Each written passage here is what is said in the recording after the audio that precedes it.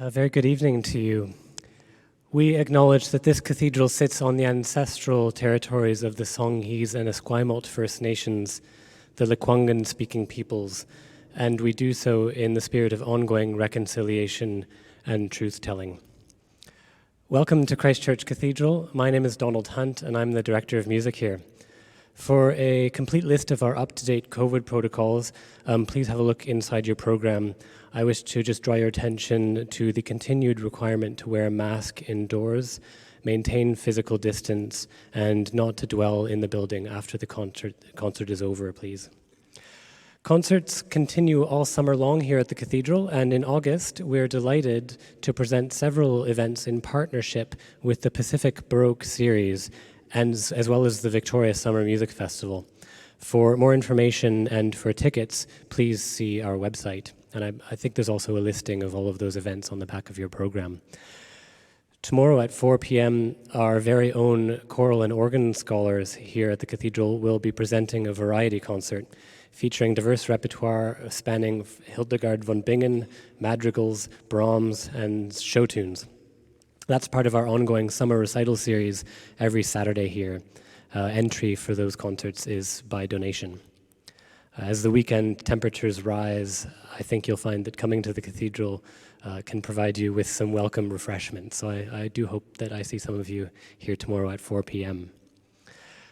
We're very fortunate to have developed a partnership with the Carr String Quartet and are delighted to once again welcome them for this 6th installment in their presentation of Beethoven's complete quartets.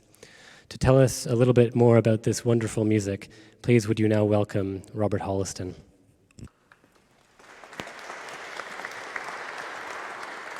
Thank you, Donald. Hello, everybody, and good evening, and welcome to the 6th installment of the complete Beethoven string quartets. I have a little personal history with this first selection on tonight's program. Many years ago, when I was like 17, that's decades ago, I was listening primarily to the violin concerto of Beethoven and decided to become a bit more adventurous and start listening to the string quartets. And this was the first one, Opus 18, number 4 in C minor. And it made a terrific impression on me. I thought it was the most wonderful piece. I listened to it over and over and over again. And then years later bought a book devoted to a study and discussion of the Beethoven string quartets by Joseph Kerman. And imagine my horror when I found out that, in his opinion, mostly because so much of the material he assumed in this quartet came from Beethoven's early years when he was still living in Bonn, because of that, this was distinguished only by being a very weak quartet and sort of unworthy of belonging to the rest of the canon. And when you read a learned person's dissertation about something like that, it does have a deflating way of making you feel that perhaps you've erred in taste. So I did a little bit of digging around. I wanted to share that with you, just in case you've read this book or are tempted to buy it, to dissuade you from doing so. And one of the wonderful ways of putting this I encountered was from somebody who pointed out that as Beethoven lovers in the 21st century, we really cannot help but listen to early Beethoven through the prism of people who are familiar with the Archduke Trio or Fidelio, or for that matter, the Razumovsky quartets, works that belong to a later era in Beethoven's continued evolution. And the temptation is to look at the early works as essentially Beethoven establishing himself and absorbing the styles of Haydn and Mozart. I've mentioned this before, if you've come to these concerts when the Carr String Quartet has played Opus 18, because in actual fact, really, the early works of Beethoven are so intently his own, as maybe we'll discuss in a little while. But this person came to the conclusion that because of these somewhat superficial assessments we make of early Beethoven, that early Beethoven, in his opinion, is one of the most underrated composers in Western history. We don't listen to it closely enough for itself, and we allow ourselves to ignore some of the deeply personal and uniquely Beethovenian qualities that the works have. And another book, which I think was, it encouraged me not to feel so suppressed by the weight of knowledge that Joseph Kerman had displayed in his tome, points out that there are no sketches for this work. That probably leads people to think that Beethoven worked on it earlier in Bonn. But as a matter of fact, there are no sketches for the septet Opus 7 or Opus 20 or for the First Symphony either. Almost nothing has survived. And we know that Beethoven fanatically kept sketchbooks and also worked through his ideas obsessively. And the fact that we don't have sketches for these works, which are all published around the same time, should lead us to believe that one of the books was lost. And we know that they were treated very casually after Beethoven's death. And so the likelihood is that we don't have material that can introduce us to Beethoven's process with this quartet simply because it has been lost. So the piece is almost certainly a contemporary of those other works and the other ones that are in this. And to further vindicate our love for this quartet, it is the first in the second publication of Opus 18. I should mention that the publishers issued this set of 6 in 2 groups of 3, and Beethoven chose the order. And this one is the first one in set 2, which was published in October of 1801. So that shows us how much he thought of it. And almost as an additional vindication, musicians have always loved playing this piece. Audiences have always loved listening to it. And its key is somewhat significant, C minor. We are kind of encouraged to think of C minor as the Beethoven key, the one, of course, that he's reserved for the C minor symphony, the key that he reserves for his most turbulent kinds of utterances, with the ones with the most violent kinds of contrasts. And again, there's an element of truth to that. Composers are drawn to certain keys for certain reasons. Personally, I feel that we shouldn't ignore the fact that there are passionate utterances and contrasts in the so-called Appassionata Sonata, which is in F minor. And there are equally dramatic contrasts in the Piano Sonata in D minor, nicknamed the Tempest. So Beethoven has feelings for these different keys. He's drawn to them for certain reasons, but as somebody pointed out, he may have a kind of primal energy when he turns to C minor, but it never leads to the same mood twice. This is the 5th work that Beethoven published in C minor. And this would include a piano trio, a string trio, and 2 piano sonatas.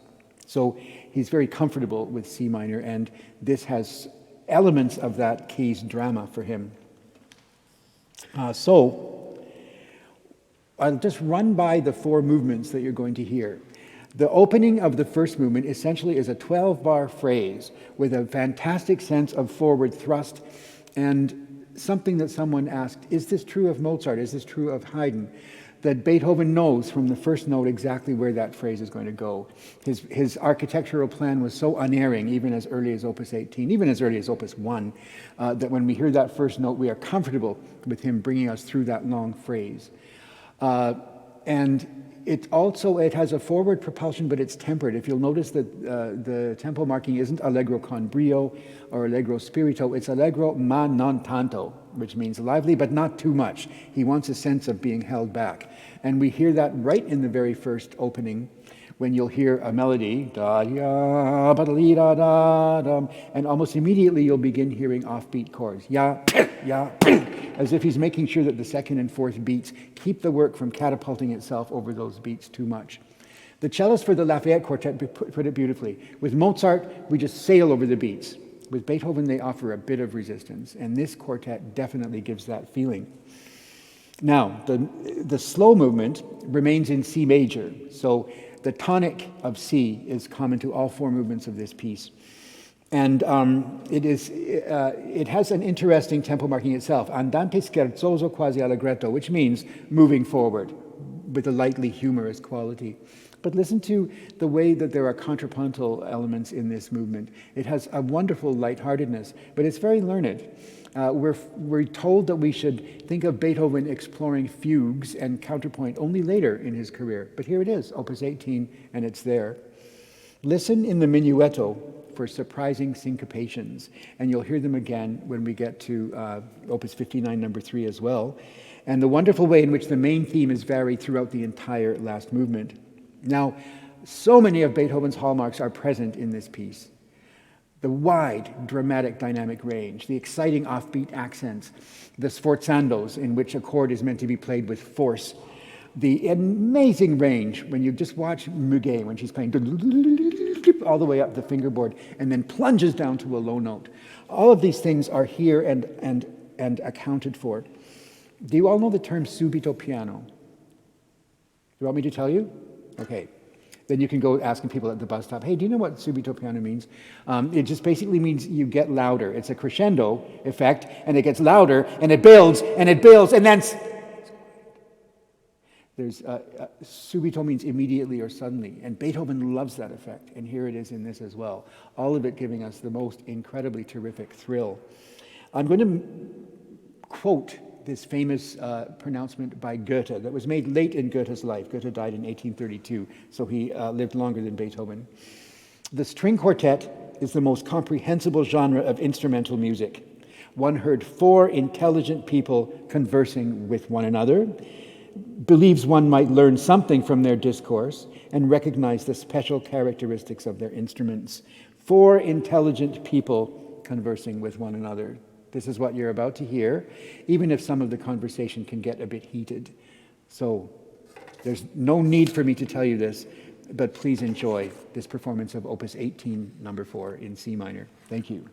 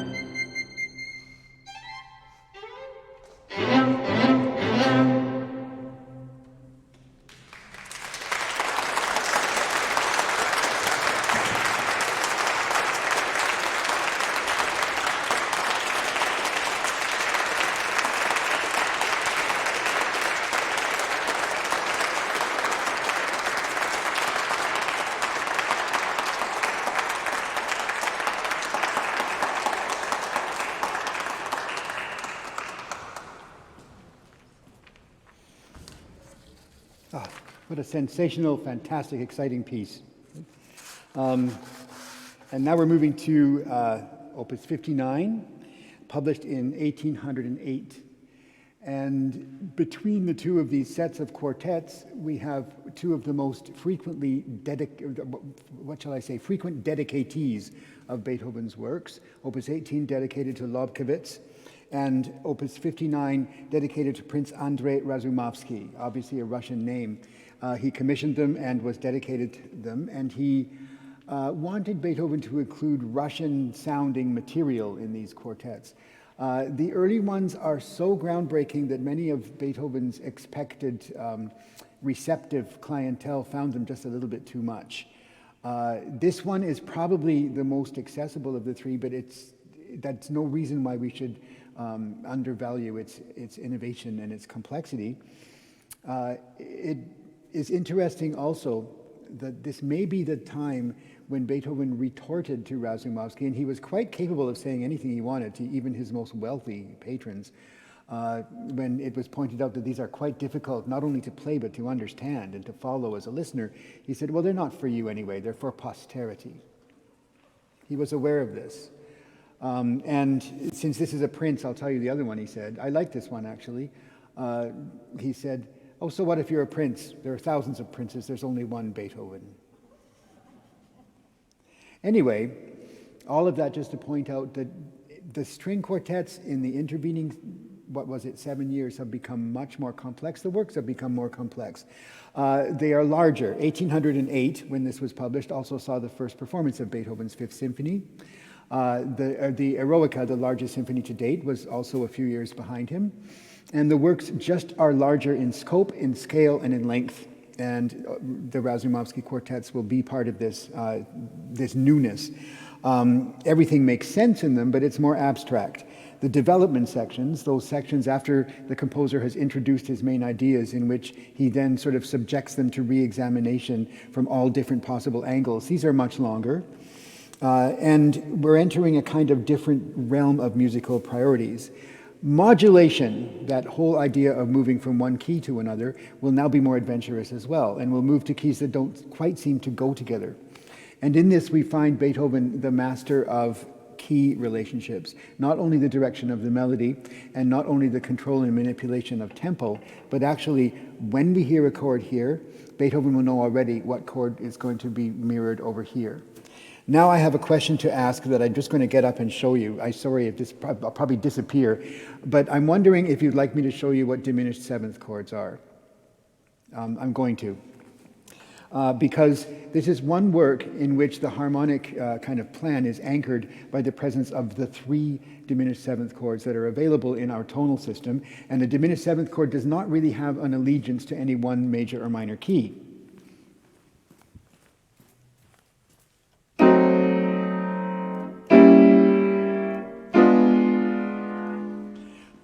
You see, they don't feel like they're settled into any key. They're just transitional chords. They're very, very useful, I have to admit, in silent movie scores. When you're tying people to railroad tracks, they almost always have diminished seventh chords. But in many Beethoven works, that very much defines an element of the harmonic structure. So I wanted to tell you that it's a very important part of this particular work in the first movement. Now, the Razumovsky quartets numbers 1 and 2 were so revolutionary, shall we say, so innovative, that people have often said that this number 3 is somewhat classicized. And history, in its forensic obsession with detail, has indicated that it was very likely Beethoven composed it in a quite quickly, in a short period of time. They found this out because when Beethoven was returning from a visit to Silesia, he was waylaid by a violent rainstorm, and all his manuscripts were in a trunk that was just soaked with the rain. That was the trip he was on when he came home and had that awful kind of typhus, which almost certainly led to his later deafness. But they have analyzed all of the water stains on the paper and determined that he'd only finished 2 movements of Opus 59 number 2 and almost nothing of Opus 59 number 3, so he had precious little time to finish it. This explains why one of the movements is actually something that he had written or at least sketched before. And part of this theory of the classicization is also based on evidence that suggests that Beethoven was studying very closely two works by Mozart. The first one is the Dissonance Quartet, which begins, as this one does, with a slow introduction that explores some very, very far-reaching harmonies. It's one of the few times in Mozart's where we actually have a tone cluster. And the other one is the Jupiter Symphony, in the fourth movement of which is a very elaborate double fugue, very quick, very contrapuntal, which is very much like the finale of Opus 59, number 3. I'm just going to give you this quote. I can't resist it. Wait till you get to the last movement of this piece. His most energetic fugato cum sonatiform finale, a virtual perpetuum mobile, a technical tour de force that could not fail and never has failed to arouse excitement. So you can hardly wait to hear that now. So the first movement we'll talk about a little bit. But before that, I want to point out that he may, in fact, have been studying these older works. He did recycle some of his own material, but there are other pieces of evidence available. And one of them I found so intriguing. He was developing for the slow movement, and again, like the first quartet you heard, a slow movement that's not really all that slow. He was developing another one, this one in 2/4 in A minor that he abandoned. And it showed up 5 years later as the slow movement for the Seventh Symphony, one of his most popular slow movements. So he was thinking about new things and new ideas.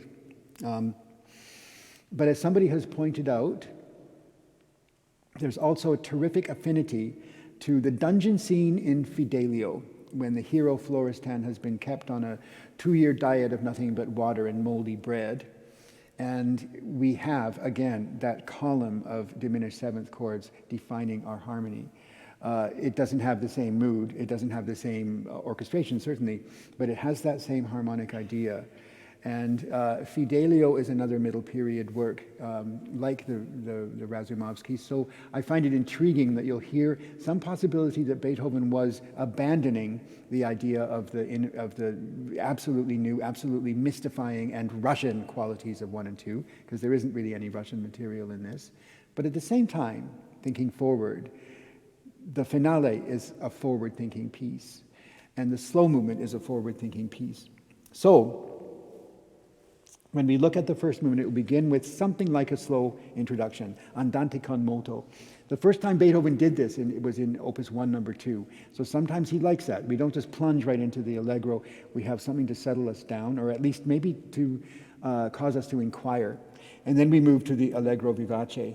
And as you listen to that, you're going to hear some very interesting things. A lot of it is for unaccompanied first violin. The others may share in the ideas later, but there's a fair bit of that. And when we get to, I've got something written here that I wanted to share with you. Yes. When we get to the end, this is not that common in first movements of Beethoven. There's a stringendo. A stringendo means to hurry. So it just goes to the end, very excitingly. Now, one thing to listen for, several things to listen for in the Allegretto. And again, the second movement is marked Andante con moto quasi Allegretto. Andante is already a forward-moving tempo. This one, when he modifies it with con moto, he wants it to move even more.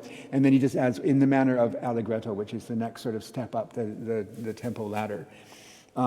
So he wants very much to have a forward-moving feeling. Listen to the grounding of the pizzicato in the cello. And again, as I mentioned earlier for Opus 18, number 4, listen for the subito dynamics, which are such a Beethoven hallmark and are present throughout this movement. One thing about the time signature, 6/8, I was looking at the score, and you can see how Beethoven plays with it. A 6/8 is like the Irish washerwoman. That's at its most basic, da da da da da da da. But Beethoven will allow the melody to go ba ba ba ba ba ba ba ba ba. So it obscures the natural sort of forward thrust of 6/8. That's where we remember that Beethoven is the master manipulator of time. He can create all sorts of impressions of varied tempos without ever budging in terms of the actual tempo. Now we move to the Minuet, which is again a work that Beethoven had already sketched out earlier. It is something that he had been thinking of already. Now, the Minuet ends with the marking in the score attacca, which means to go directly without any stopping into the last movement. And the last movement is just a thing of wonder. It is wildly contrapuntal and imitative, and that just simply means that an instrument will begin with a melody, and then the other instruments will copy it, as it were, will answer it. And so fittingly and perfectly, this motive begins with the viola, and then the other instruments come in and imitate it. The viola leads the way. I wanted to try to organize my notes by having them color-coded, and it didn't help me at all. In any case, there are modulations in which keys just sort of are touched on, like a quick tour of a variety of different places. And the contrapuntal techniques are absolutely astounding. There's also developmental techniques, the idea of taking some of the ideas and turning them around. It's like putting your musical ideas in a blender and then taking them out again. All of this leads to the idea that there's a stop. It's like all the players are having to stop to catch their breath, and then a bravado unison finish. So it's one of the most exciting pieces. It has caused a certain amount of consternation because people haven't been able to categorize it neatly enough. But as the great singer Jesse Norman once said, pigeonholes are only comfortable if you're a pigeon. So this work doesn't require any categorization, and I know you'll enjoy it, and I know you'll have a wonderful time whether you're listening to the slow movement or to the bravado finale. Thank you very much, and please welcome Emily Carr String Quartet back to the stage of the Christchurch Cathedral. Thanks again.